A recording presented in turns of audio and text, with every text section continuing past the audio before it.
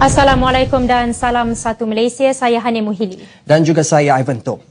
Baiklah, kita mulakan dengan susulan kenyataan kontroversi Mat Sabu yang mendakwa komunis adalah pejuang negara. Menteri Dalam Negeri Datuk Seri Hishamuddin Tun Hussein menyarankan ahli keluarga atau pihak yang ada kaitan supaya mengambil tindakan mereka sendiri terhadap timbalan Presiden PAS itu. Menurut Datuk Seri Hishamuddin, kes tersebut kini sedang disiasat pihak polis sebelum diserahkan kepada Jabatan Peguam Negara dan berkemungkinan akan mengambil masa.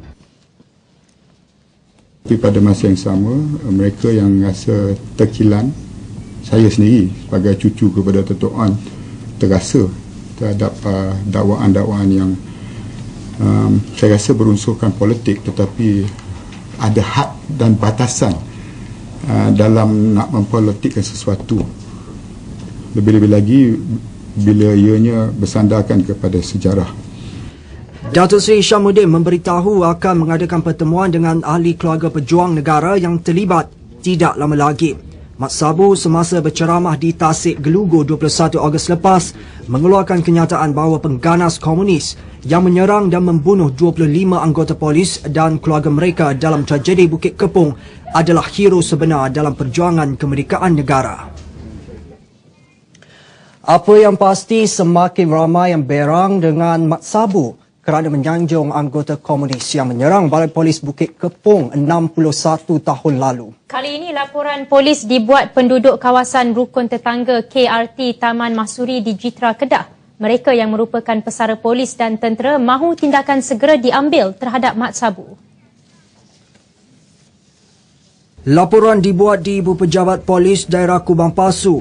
Pengerusi KRT berkenaan Ahmad Syakir Ahmad berkata, kenyataan Mat Sabu itu jelas membuktikan pemimpin kanan PAS itu hanya mementingkan agenda politik songsangnya.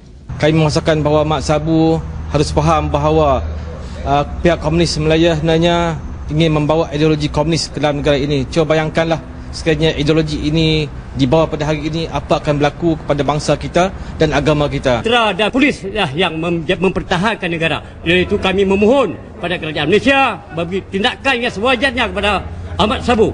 Hendaklah kerajaan atau polis diraja Malaysia mengambil tindakan tegas ke atas Mat Sabu yang mana dia ni tak tahu langsung semasa perjuangan kami ni menentang komunis dulu.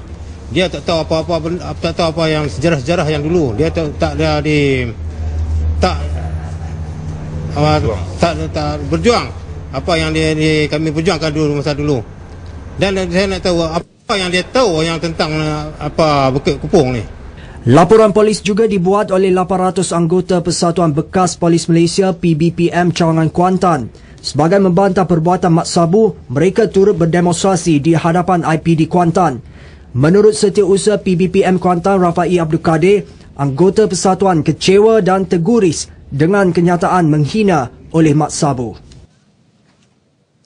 Kenyataan Mat Sabu itu turut dikutuk ahli Persatuan Bekas Tentera Malaysia Cawangan Sarawak. Menurut presidennya, Kapten Besar Muhammad Johari Ibrahim, keadaan suka yang dialami oleh masyarakat tempatan sewaktu menentang komunis bukanlah suatu omongan kosong.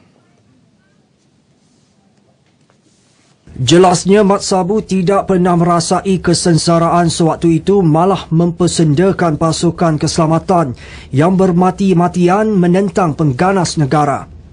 Meninggalkan anak bini di kampung, pergi ke Semenanjung di sempadan Malaysia Thailand, di Kedah, di Perak, di Kelantan, di Pahang, berjuang semata-mata untuk mempertahankan kedaulatan negara, keselamatan negara. Beliau seharusnya mempelajari sejarah sebenar keganasan komunis ketika itu yang membuat kacau bilau dan huru-hara sehingga ramai nyawa orang awam yang terkorban.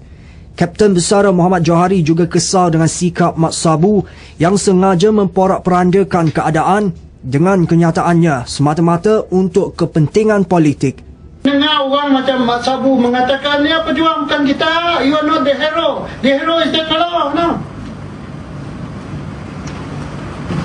Demi Allah, saya diberi peluang pada hari itu beli uniform baru, masuk berjuang dalam hutan, sungguh ke dalam usia yang dah meningkat macam tu.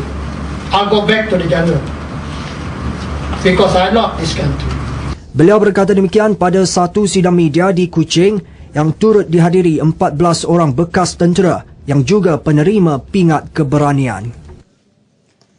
Selepas pengerusi DAP Karpal Singh, seorang lagi pemimpin parti pembangkang itu tidak sependapat dengan Mat Sabu yang mengangkat anggota PKM sebagai hero.